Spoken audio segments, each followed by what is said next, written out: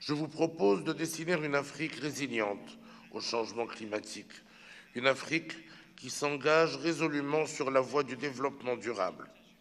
C'est une Afrique qui utilisera ses ressources de manière optimale en respectant les équilibres environnementaux et sociaux. C'est une Afrique qui agira en vue d'un développement inclusif, en accord avec ce qui fait son identité, la culture de partage, d'équité et de solidarité.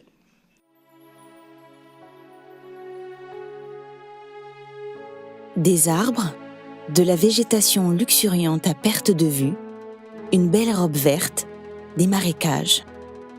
Nous sommes dans la forêt du bassin du Congo. Avec plus de 200 millions de kilomètres carrés, c'est le deuxième plus grand massif forestier tropical du monde, après la forêt amazonienne. Le bassin du Congo occupe 26% de la superficie des forêts tropicales de la planète. Il s'étend sur 6 pays d'Afrique centrale. Le Cameroun, la République centrafricaine, le Congo, la République démocratique du Congo, le Gabon et la Guinée équatoriale.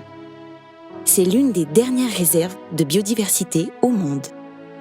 Et c'est ici que se joue une partie de l'avenir de l'humanité. Des scientifiques ont mis à jour en 2017 une tourbière de 145 000 km² qui a, au cours des milliers d'années, absorbé des milliards de tonnes de carbone. La tourbe se forme ainsi à partir de débris végétaux qui s'accumulent dans des sols gorgés d'eau en réduisant la quantité de gaz carbonique rejeté dans l'atmosphère. C'est un puits naturel qui absorbe plus de carbone qu'il n'en rejette. La tourbière découverte dans le bassin du Congo, grande comme 3 fois la Suisse, est présentée comme la plus vaste jamais identifiée en zone tropicale, avec la particularité qu'elle est encore entièrement conservée. Cette zone humide revêt un intérêt particulier dans le contexte actuel de lutte contre les émissions de gaz à effet de serre, responsables d'un réchauffement climatique de plus en plus inquiétant. Comment la tourbière a-t-elle été mise à jour ? L'existence probable de la tourbière forestière des forêts du bassin du Congo, logée au sein de la cuvette centrale, a vu le jour à partir des travaux d'Évrard, 1968. Quels sont les enjeux autour de sa découverte ? Il serait très important qu'au niveau du bassin du Congo, notamment la RDC et le Congo-Brazzaville, que les deux pays puissent travailler en synergie pour préserver ce stock de carbone contenu dans cette tourbière. Si cette préservation n'est pas faite, elle va donc occasionner des émissions importantes de gaz à effet de serre et cela va renforcer davantage le réchauffement global. Jadis relativisées dans les politiques de lutte contre le réchauffement climatique, les zones humides en général et les tourbières en particulier font aujourd'hui l'objet d'une attention soutenue. À Marrakech, en 2016, lors de la 22e conférence des parties à la Convention cadre des Nations Unies sur les changements climatiques, connue sous l'acronyme COP22, le Programme des Nations Unies pour l'environnement a lancé l'initiative mondiale pour les tourbières. Cette Global Peatlands Initiative a pour mission de protéger et de valoriser les tourbières, considérées comme les plus importants réservoirs de carbone organique terrestre.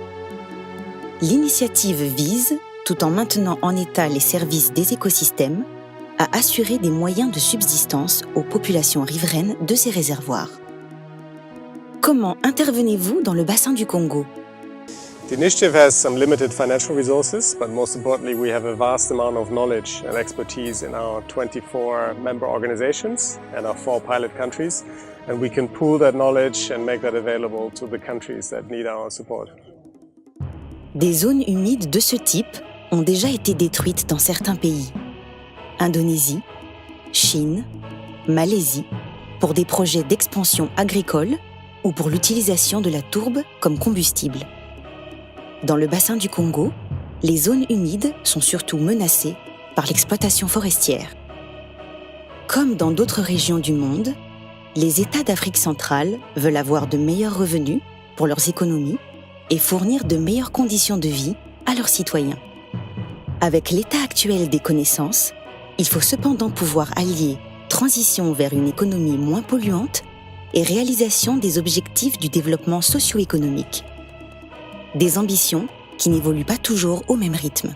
Signe d'une volonté de protection de leurs écosystèmes communs, les gouvernements du Congo et de la République démocratique du Congo ont décidé de mettre en place une zone hydroforestière commune couvrant les lacs frontaliers Télé et Tumba.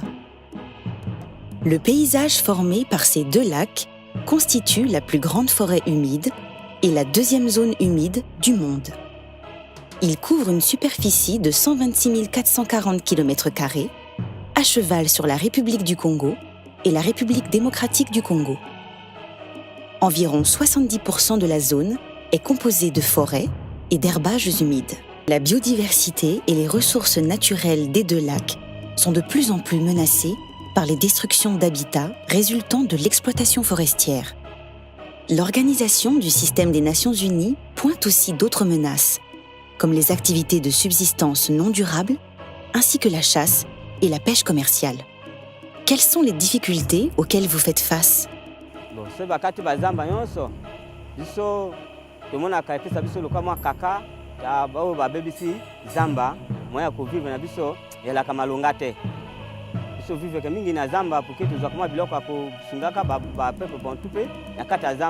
Qu'attendez-vous du gouvernement?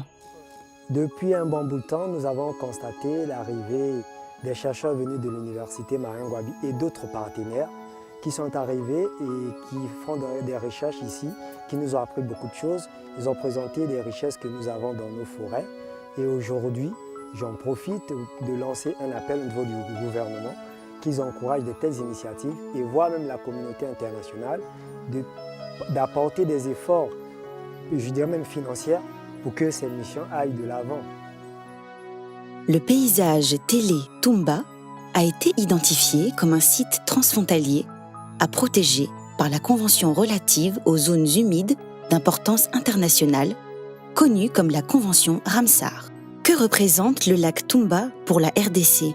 Oui, comme tout le monde l'entend, en fait, le lac Tumba fait partie des paysages qui constituent ce qu'on appelle les paysages des lacs Tumba et lac Télé, le lac Télé pour la République du Congo. Et c'est parmi les sites de la Convention Ramsar, c'est-à-dire les zones humides, les plus importants en tout cas pour l'Afrique.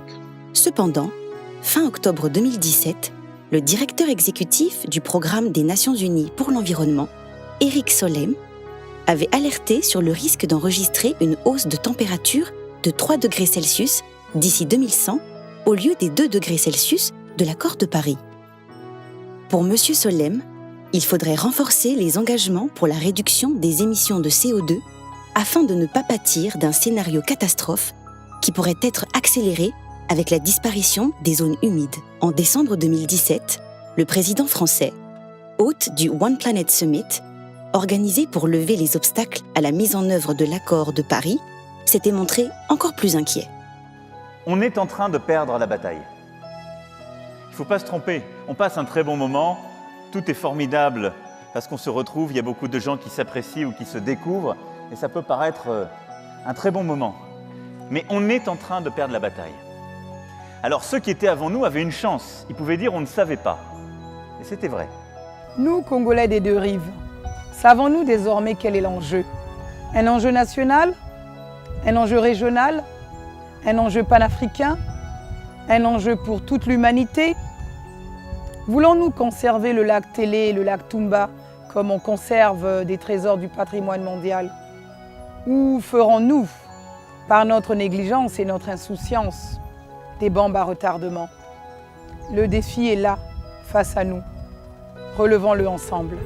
C'est fort de cet engagement que j'annonce la création d'un fonds bleu pour le bassin du Congo dont l'objectif est de renforcer le développement économique durable de cet espace géographique qui contribue de manière significative au maintien des équilibres géoécologiques de la planète.